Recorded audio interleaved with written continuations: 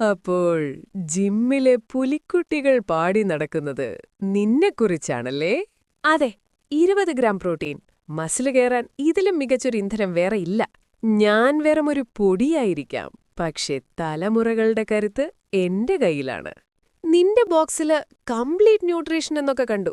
സത്യത്തിൽ ഇതിനുള്ളിൽ എന്താണുള്ളത്? ആദ്യം മാൽട്ടോഡെക്സ്ട്രി, പിന്നെ പാൽപ്പൊടി, പേരിന് കുറച്ച് വിറ്റമിനുകളും. എന്നിട്ടാണോ ഈ ബുദ്ധിശക്തി കൂട്ടും എന്നൊക്കെയുള്ള വലിയ അവകാശവാദങ്ങൾ? എല്ലാരും വിശ്വസിക്കുന്നത് പരസ്യവാചകങ്ങളാണ്.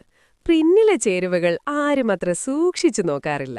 ഞാൻ എന്റെ പാക്കറ്റിനു മുന്നിൽ 20 ഗ്രാം ഹൈ പ്രോട്ടീൻ എന്ന് വലിയ അക്ഷരത്തിൽ തന്നെ അടിച്ചുവെക്കും.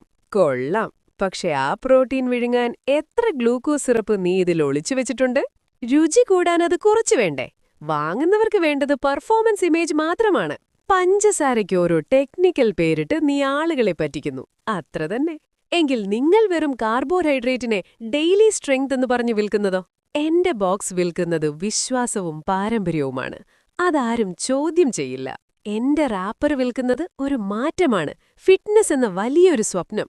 മുന്നിലെ തിളക്കമുള്ള വാചകങ്ങൾ മാത്രമല്ല, പിന്നിലെ ചെറിയ അക്ഷരങ്ങളും വായിച്ചു നോക്കൂ.